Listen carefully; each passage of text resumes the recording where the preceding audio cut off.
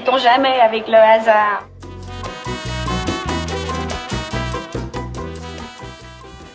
Alors quand on parle à un scientifique du hasard, en général, il commence toujours par vous dire que le hasard, c'est pas ce qu'on croit, c'est pas ce qu'on pense. Quand on travaille sur le langage ordinaire, sur une philosophie du langage ordinaire, qu'est-ce qu'on dit de ça finalement? Alors pour moi, justement, quand on se méfie du langage ordinaire, on est vraiment un peu à côté de la réalité, puisque le langage ordinaire dit énormément de choses. Et le hasard, c'est vraiment une expression qui fait partie de la langue de tous les jours, qui est vraiment intégrée dans toutes sortes d'expressions, donc par le plus grand des hasards, je suis là par hasard, etc. Et donc, quand un scientifique va dire que la véritable notion de hasard, elle n'a rien à voir avec la notion ordinaire, je comprends bien sûr, puisque la science a sa propre analyse des phénomènes et sa propre définition, mais je crois qu'il est extrêmement important de penser cette continuité qu'il y a entre nos usages ordinaires et le langage de la science. Donc il ne s'agit pas toujours de corriger des biais. Je crois que de toute façon, parler de biais à propos de l'usage ordinaire du langage et de ce que nous disons, toi et moi, dans la conversation, je crois que c'est vraiment quelque chose qui est un préjugé, quand même, justement un biais assez extraordinaire par rapport à ce que c'est que la pensée de la personne ordinaire, justement. Pourquoi est-ce que le langage tel qu'il est parlé, utilisé, serait biaisé? Je crois que la notion de hasard telle qu'elle est développée dans la conversation, mais aussi telle qu'elle est développée finalement dans tout un jeu de langage.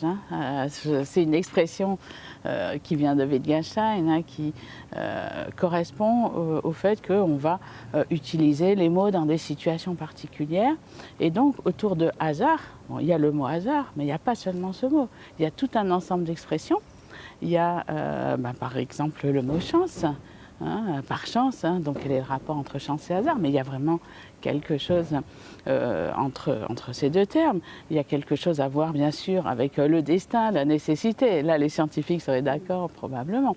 Il y a à voir avec aussi le contingent, le normal, l'ordinaire. Donc en fait, il y a tout un ensemble de mots, c'est ça un jeu de langage, autour de hasard, qui crée une configuration de pensée dans le langage ordinaire et cette configuration-là, elle va vraiment déterminer aussi ce que c'est que la notion de hasard. Ça n'est pas seulement la science qui peut déterminer la notion de hasard. Donc il ne s'agit pas toujours en fait de réduire des biais ou de corriger des perspectives. Alors j'avoue que je suis consternée quand j'entends cela, dans la mesure où parler de biais par rapport à ce que disent les gens ordinairement, ça suppose en fait ils disent n'importe quoi, qu'il n'y a pas une forme de connaissance, de compétence en fait des locuteurs du langage, et en particulier quand ils emploient ces mots. Et donc imaginez que la science, c'est vraiment abandonner les conceptions ordinaires pour passer à autre chose de supérieur. Je crois que c'est vraiment quelque chose qu'il faudrait peut-être arriver à corriger. Et ce qu'on a vraiment aussi dans le langage ordinaire, c'est un jeu de langage, ce que Wittgenstein appelle jeu de langage, qui est un ensemble de termes, un cluster, comme on dirait, un ensemble de termes autour du hasard. Il y a aussi le mot de chance, il y a l'idée de probable, il y a l'idée de destin, de nécessité bien sûr, même si la science s'intéresse là fortement à la nécessité. En tout cas, il y a tout un ensemble de termes qui finalement explicitent ce que le langage ordinaire, ce que les humains dans leur conversation veulent dire par le mot de hasard, et c'est quelque chose qui en réalité est extrêmement important. Mais est-ce qu'il n'y a pas une construction correcte ou une construction incorrecte de ce que c'est que l'aléatoire et qui serait véhiculée par des automatismes portés par la langue ordinaire? Alors la question est de savoir qu'est-ce qu'on entend par correct, qu'est-ce qu'on entend par cette correction et qui détermine cette correction. En réalité, il y a vraiment une réalité ordinaire aussi qui est à décrire d'une façon ou d'une autre avec les mots dont nous disposons, qui est élaboré justement dans les conversations, dans les rencontres. Donc on revient à cette question du hasard. Et en tout cas, cette perspective-là, elle est aussi extrêmement importante. Et donc, il n'y a pas une forme de réalité brute, un petit peu indéterminée, qui serait approchée d'un côté par le langage, les croyances ordinaires, et puis de l'autre côté par la science. Je crois que là, on a vraiment une question qui est épistémologique, tout simplement. Je crois qu'il y a beaucoup de philosophes et aussi de philosophes des sciences qui essayent de montrer au contraire la continuité qu'il y a à partir des perceptions ordinaires, des objets de la vie, et ce que la science a à en dire. Alors bien sûr, la science va passer ensuite à un niveau extrêmement, par exemple, microscopique, ou un niveau d'analyse parfois qui sera plus celui du langage ordinaire. Mais il n'y a pas de supériorité intrinsèque en fait de cette description de la science. On ne peut pas dire en fait qu'elle est plus correcte. C'est vraiment une approche différente. Alors on peut déplacer au moins en disant que ce que saisirait le langage ordinaire, c'est la nature épistémique d'un objet comme le hasard. Oui. Et pas... Bien sûr, on pourrait dire les choses comme ça, mais je crois qu'on peut aussi dire, et c'est ce que dit quand même le grand philosophe du langage ordinaire, alors cette fois pas Wittgenstein mais Austin, qui est un auteur que vous connaissez bien forcément, puisque c'est aussi un auteur qui intéresse beaucoup les littéraires. Et dans ce que dit Austin, c'est que le langage ordinaire est vraiment une forme de recueil aussi de toutes les différences que font les gens depuis très longtemps. C'est-à-dire que ce n'est pas seulement épistémique, c'est aussi un accès au réel que nous donne le langage ordinaire. L'usage des mots est en réalité extrêmement précis. Ce n'est pas quelque chose justement qui est dû au hasard, c'est vraiment quelque chose qui a une forme de capacité perceptive. Alors on peut dire épistémique, bien sûr, mais je crois qu'une des découvertes des philosophes du langage ordinaire, c'est que le langage a une précision, une richesse aussi dans ses usages, dans les échanges ou dans l'écriture ou dans le discours, qui est en réalité vraiment méconnue et qui est en elle-même une forme de connaissance aussi extrêmement pertinente. Alors je pense cette fois aux liens faibles en fait, sur lesquels vous avez travaillé. Voilà, ces liens qui permettent de fabriquer des configurations comme ça entre les gens, mais qui ne sont pas les liens forts, les liens signifiants, ces liens qui sont à peu près l'expression minimale de la rencontre. Est-ce que le hasard, le croisement aléatoire, c'est pas finalement le plus exemplaire de ces liens faibles, le plus faible possible ?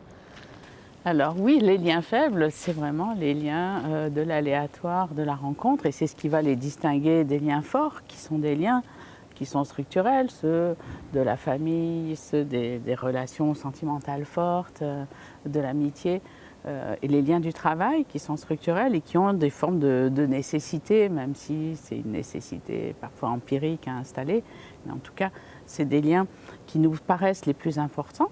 Mais en réalité, ces liens faibles, c'est-à-dire ceux en effet de la rencontre, ceux qui nous unissent à des personnes qu'on voit très rarement ou qu'on retrouve par Internet, à qui on envoie un signe de temps en temps, ou des personnes que l'on connaît par l'intermédiaire d'autres personnes qu'on a rencontrées dans une occasion, ou alors les personnes avec qui on se trouve par exemple à un concert ou au café, dans l'espace public. J'insiste sur ces exemples parce que c'est vraiment des liens qui sont entièrement aléatoires. On se rend compte que les liens faibles, c'est certainement ce qui constitue le tissu le plus solide en fait de la société, de la démocratie, les échanges en public que l'on va avoir aussi quand vous êtes dans le bus et que vous discutez un peu avec quelqu'un ou que vous échangez des regards pour critiquer implicitement une autre personne dans le bus.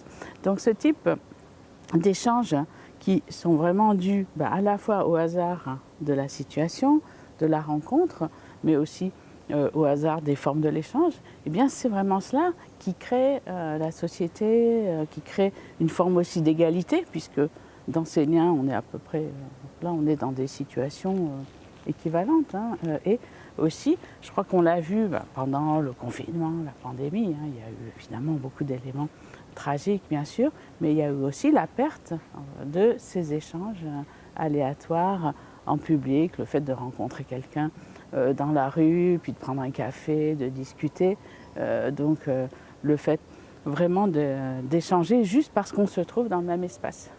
Alors en même temps, la pandémie, c'est un exemple assez ambivalent, ambigu pour ça, puisque la pandémie, justement, c'est l'illustration de ce que peut le lien, mais au sens pas forcément positif, puisque le lien le plus aléatoire, c'est celui de la contagion. Le fait d'avoir croisé quelqu'un, c'est ce qu'on a appris depuis 1 an ou depuis 2 ans, une expérience collective comme ça, du pouvoir dangereux, du lien le plus faible possible. Tout à fait. Je crois que quand on voit ces schémas de contamination, les clusters, la première personne qui a contaminé les autres, on voit aussi à quel point ce hasard de la rencontre est aussi quelque chose qui peut se traduire par une contamination, hein, puisque les personnes vont être vecteurs. Je crois que ça ne change pas en fait la définition même, la place de ce hasard de la rencontre, hein, justement, puisque ce que tracent justement ces contaminations, eh bien, c'est des histoires de rencontres, de sociabilité, et donc le fait que tout cela, c'est cela qu'il a fallu casser en fait. Et donc c'est justement tous ces liens accidentels entre personnes qui, liens et de constitution d'une démocratie, sont devenus en fait du danger. Et donc le fait même de rencontrer quelqu'un, qui est effectivement la base en fait de la société, est devenu quelque chose de potentiellement mortel. Et donc c'est là qu'on voit bien sûr le lien entre le hasard et la fatalité, la tragédie. Et d'ailleurs c'est ce qu'il y a dans beaucoup de termes qui désignent le hasard. Je reviens au langage ordinaire, hein, si on parle de sort ou de chance, hein, ou en anglais le mot casual par exemple, que j'aime bien, qu'on utilise souvent en français, qui signifie à la fois justement ordinaire, de hasard, mais aussi casualty, hein, donc également la tragédie, le risque.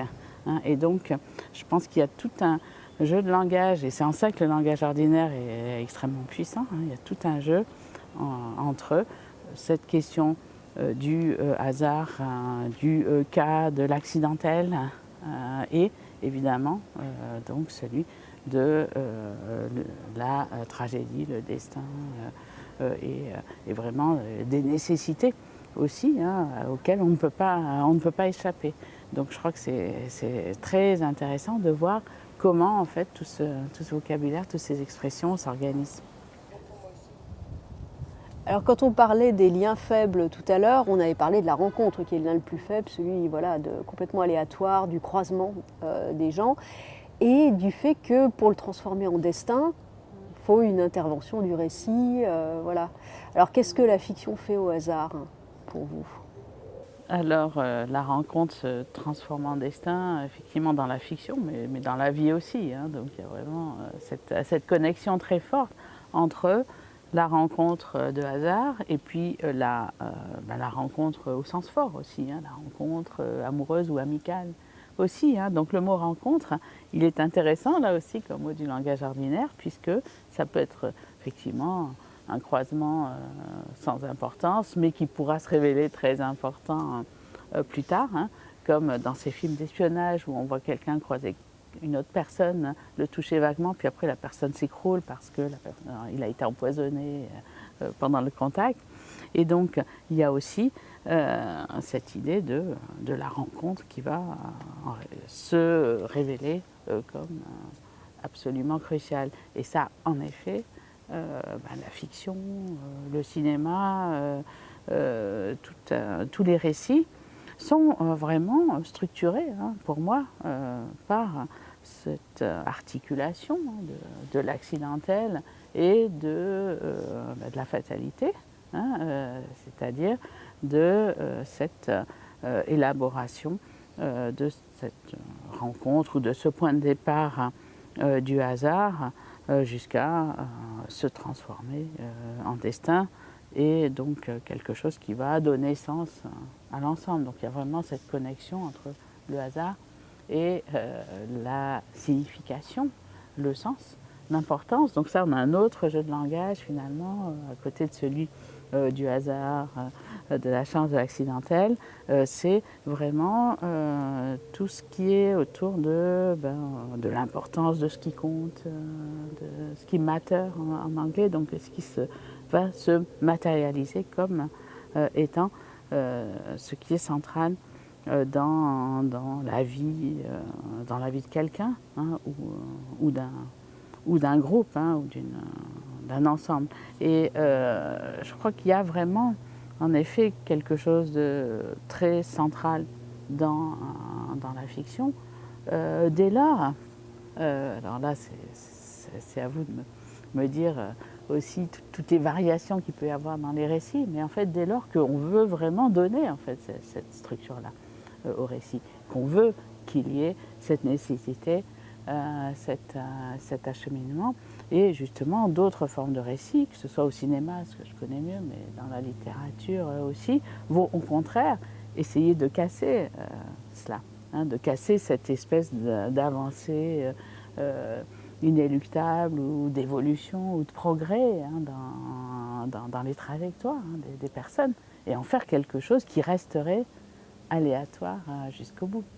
Justement, s'il faut le casser, c'est parce que c'est bien ça qui jette le soupçon sur l'interprétation qu'on fait de nos rencontres ou de nos croisements. C'est le fait que c'est typiquement fictionnel que de donner du sens à ce qui au départ était aléatoire. Donc comment on construit ce rapport je pense particulièrement au fait que la fiction va du coup s'efforcer de mimer un aléatoire qui serait réel. Alors, je crois que c'est vraiment cette question, en effet, de l'aléatoire ou de cette imitation de l'aléatoire qui est tout à fait intéressante. Je crois que c'est intéressant de voir que, en réalité, il n'y a pas du tout d'opposition. Du coup, il y a toujours cette espèce de mélange, d'articulation. Je crois que ce qui est vraiment intéressant, si je prends l'exemple des fictions cinématographiques, hein, le fait qu'elles vont être très souvent lancées, coincées par une rencontre ou par un événement aussi de hasard. Hein. C'est quand même quelque chose, c'est ce qu'on appelle le meet cute. Hein. Dans le vocabulaire hollywoodien, hein, c'est toujours deux personnes qui vont se rencontrer sur une espèce de confusion. On a échangé leurs valises, une personne cherche un haut de pyjama et l'autre le bas. Donc c'est typiquement le hasard, mais évidemment ces personnes vont se retrouver ensemble, en général ensuite à nouveau se disputer et puis se réconcilier. Et donc on a en fait dans tous ces événements, en effet, cette construction de l'aléatoire qui est là pour montrer à la fois la contingence, hein, c'est vraiment le mot qui correspond le mieux au hasard dans ces contextes-là, la contingence des vies humaines, hein, le fait qu'elles soient entièrement hors de nos mains, non nécessaires, hors de nos mains, et puis de l'autre côté, le fait qu'il y ait cet enchaînement qui va faire que certains événements vont avoir des formes de fatalité.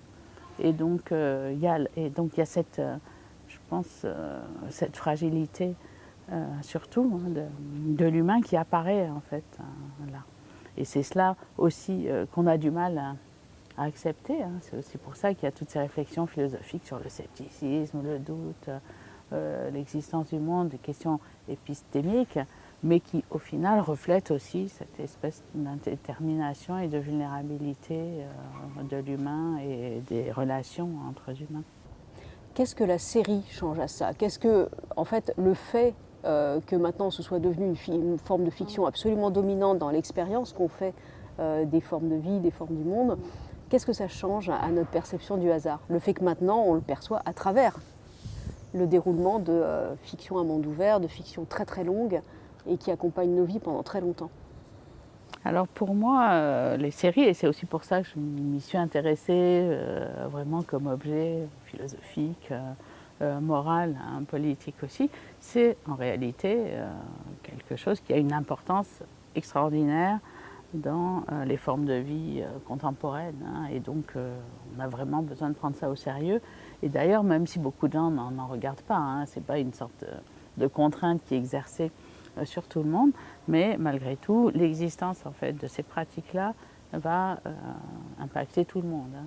Et donc, qu'est-ce qu'il y a dans les séries?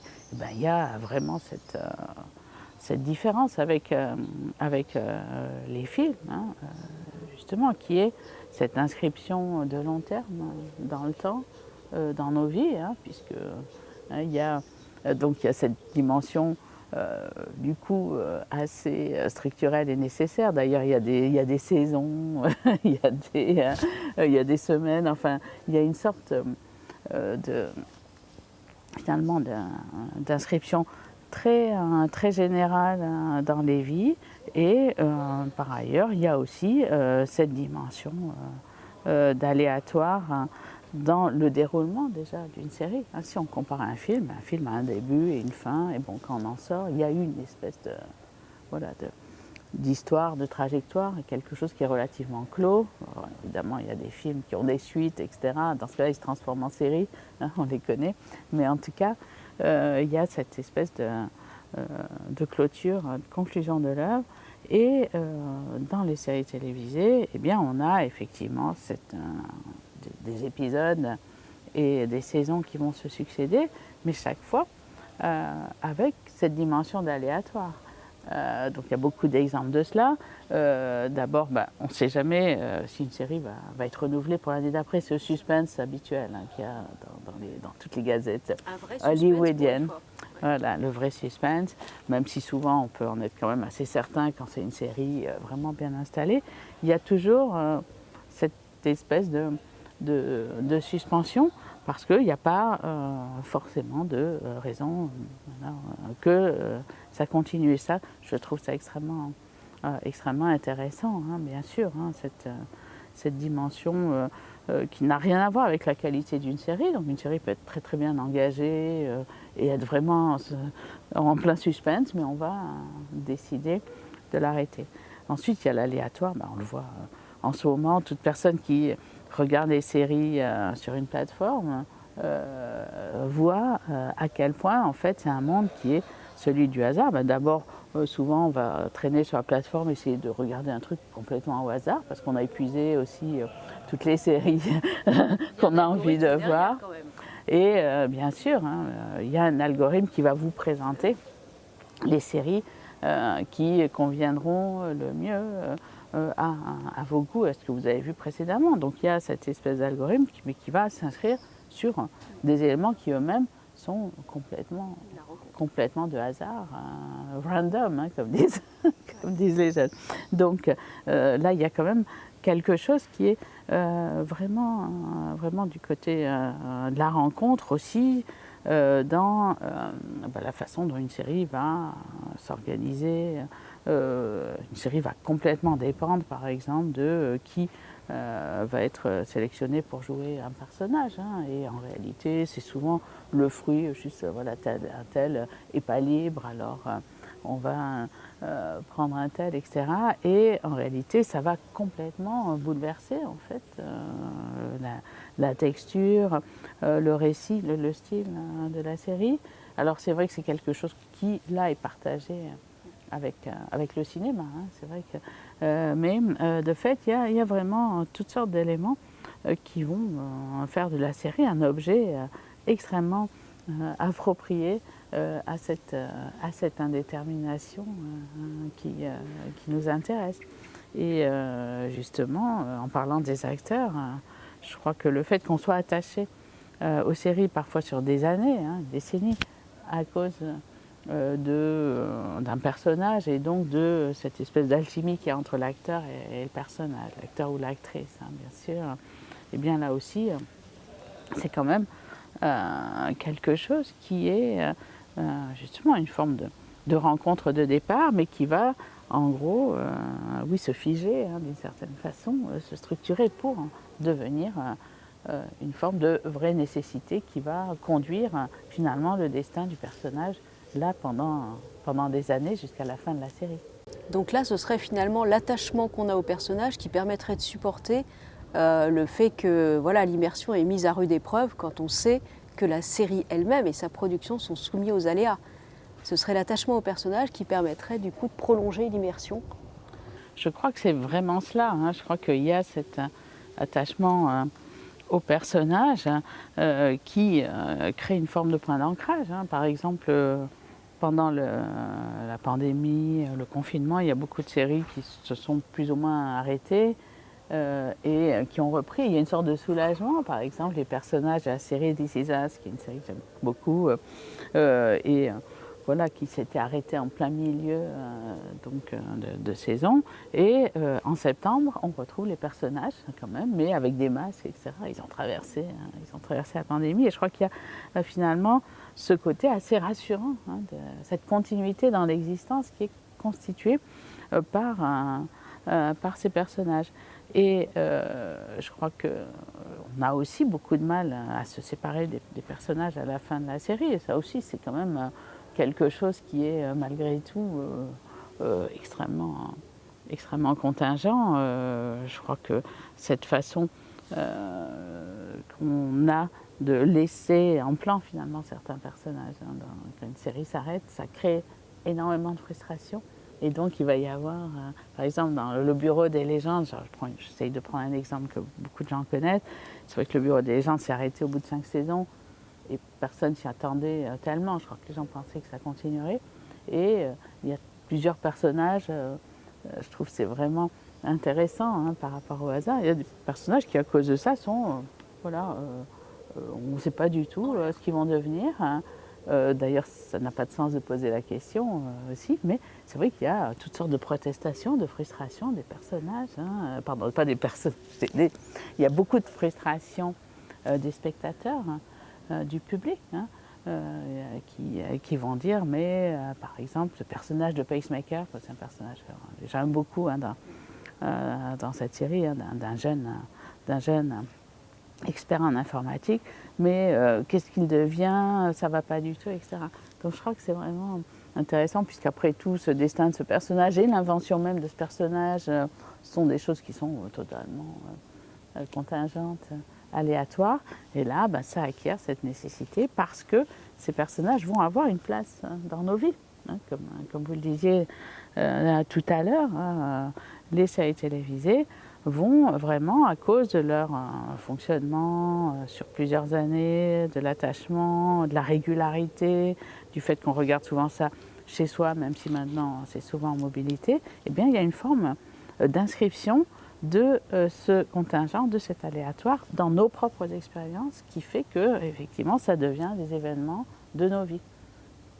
Et oui, alors ce qu'il y a, c'est que cette question du heurt qu'il peut y avoir entre les deux suspens, entre le suspense auquel est habitué le consommateur de fiction, qui est un suspense fabriqué, et le vrai suspense, hélas, qui est dû au caractère aléatoire de la production, il peut aussi être construit à l'intérieur même de la fiction. Je pense à l'exemple de la série de Thomas Lilti, où pendant la pandémie, voilà, il se remet à travailler comme médecin, en fait. Et on a vraiment ce rôle de la pandémie dans les scénarios, dans l'organisation des séries qui a été extrêmement intéressant.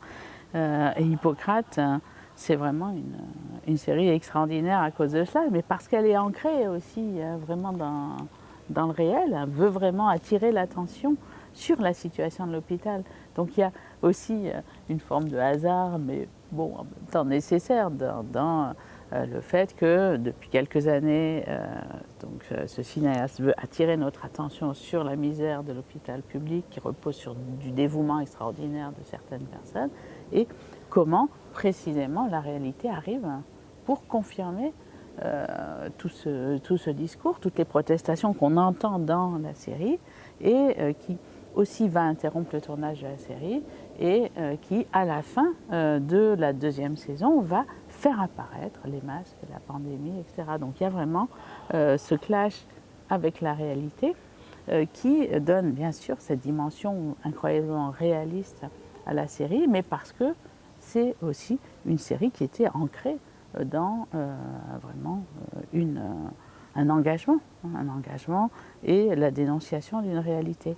Et ce rapport à la réalité dans les séries, il est aussi très intéressant quand on pense même à une série comme 24 heures chrono, qui avait été filmée, programmée avant le 11 septembre et qui a en fait du coup été diffusée au lendemain du 11 septembre.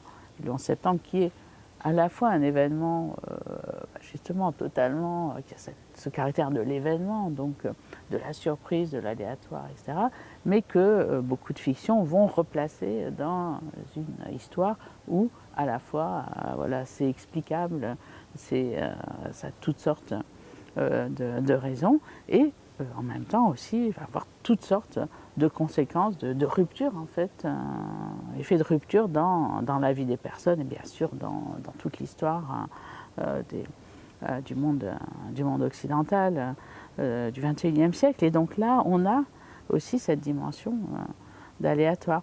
Et je suis intéressée par cet aléatoire qu'il y a dans toutes les séries qui tournent justement autour du terrorisme, de la violence, parce que justement, on a à la fois ce mélange de hasard et de nécessité, et on a toujours cette articulation à des événements qui passent. On se souvient de cet épisode de Homeland où en fait à l'arrière-plan il y avait qui avait été filmé. Bon, malheureusement, je ne sais plus où c'était, donc je peux pas, je sais plus si c'était à Téhéran ou ailleurs, mais en tout cas, il y avait à l'arrière-plan de l'épisode qui était filmé des inscriptions en arabe, en fait, qui apparemment faisaient bien, mais qui disaient Homeland, c'est de la. Voilà, allez, rentrez chez vous, les Américains, etc. Et donc, il y avait cet arrière-plan complètement par hasard, en quelque sorte, mais qui, bien sûr, avait beaucoup choqué ceux qui arrivaient à lire cet arrière-plan. Et donc, cette façon d'intégrer la réalité dans la fiction, je pense que c'est quelque chose qui est très intéressant pour ces séries-là. Est-ce que vous pensez que ça nous aide à gérer l'imprévisible, à supporter l'imprévisible, ces compétences fictionnelles spéciales qu'on acquiert en vivant au long cours avec une série elle-même soumise à l'aléatoire? Est-ce que ça nous aide à gérer l'imprévisible ou est-ce qu'au contraire...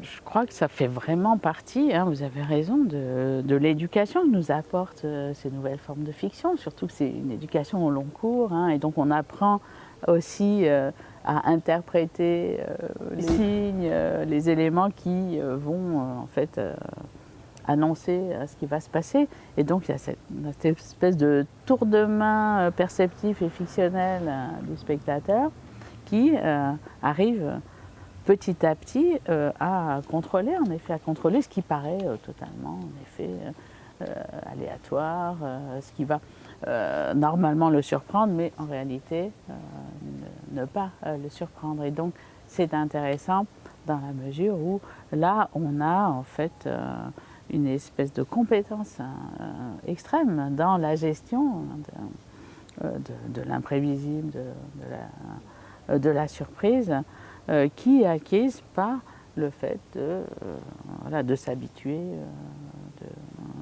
à voir beaucoup de fiction, beaucoup de scénarios et d'histoires. Et je pense que là, on a vraiment quelque chose qui est nouveau dans cette compétence-là. Et chacun peut le constater. Je pense que voilà, vous et moi, on sait très bien que à partir du moment où il y a un certain type de musique, de tension, on va découvrir quelque chose d'absolument catastrophique. On l'a vu dans Hippocrate, par exemple, toute cette phase dans la seconde saison où on sait que quelque chose va se passer, en fait, donc avec le jeûne interne, qu'on ne le trouve pas, etc. Tout cet élément-là, c'est censé être une surprise quand on le trouve, mais évidemment, là, on n'est pas surpris, et d'ailleurs les personnages non plus. Merci Sandra Logier. Merci beaucoup.